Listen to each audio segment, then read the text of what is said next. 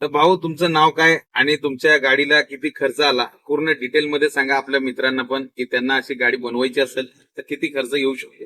नमस्कार, माझं नाव सागर चव्हाण, राहतो खांबलपाडा. ही गाडी बनवली आपल्या भिवंडीला इम्रान भाईकडे. इम्रान उडवाला आहे, त्याच्याकडे गाडी बनवली आपण.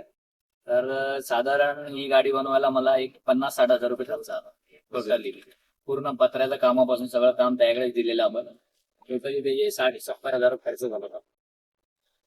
60-70 हजार रुपये पूर्ण खर्च झाले, प्लस हे साईडला जे मोनोग्राम लावले किंवा हे लाईट वाले तुम्ही पाहू शकता, हे जे लावले याचा वेगळा खर्च आलाय आणि हे दुसरीकडे बनवले.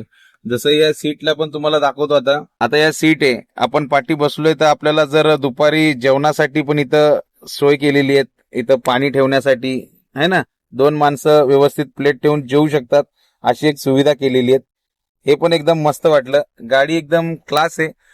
इथे वरती असा मस्त छत लावलेली आहे, तुम्ही बघू शकता. हे झुंबर बघा, हे पाहू शकता तुम्ही, एकदम काचेचं आहे का, पूर्ण एकदम मस्त लाईट, एक नंबर. म्हणजे गाडी अशी बनवायची ना की बनवून मजा. इथे डिस्प्ले लावलेले आहेत आणि डिस्प्ले मध्ये तुम्ही सॉन्ग लावले तर पाठीमाग डीजे सिस्टम पण लावलेलं आहे भाऊनी. तर हे असं एवढ्या चांगली गाडी, म्हणजे प्रोफेशनल एकदम, मतलब सर्वसामान्य पॅसेंजर साठी आहे ना, तर एकदम लक्झरीच आहे भाई.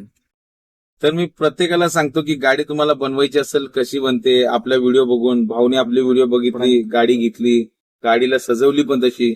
2-3 वेळा कॉन्टॅक्ट झाला फोनवर, पण त्यांच्या गाडीची जी व्हिडिओ बनवायची होती ती आपल्याला काय बनवायला भेटली नाही. आज योगायोग झाला आणि भाऊने आपली गाडी बघितली इथे 90 फीट रोडला आणि त्यांची मुलाखत झाली. आणि आज बोललो तुमची गाडी जी आहे नाईटलाच जे व्ह्यू आहे ना, एक नंबर येतो लाईटीचा तसा.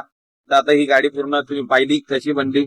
तुम्हाला बनवायची असेल तर भिवंडीला लक्झरी काम पण होतं आणि साधं काम पण होतं. म्हणजे तुम्हाला 4.5-5 हजारापासून स्टार्टअप आहे आणि मग 40-50-60 हजारापर्यंत तुम्ही खर्च करणार तसं तुम्हाला गाडी बनवून भेटणार आहे.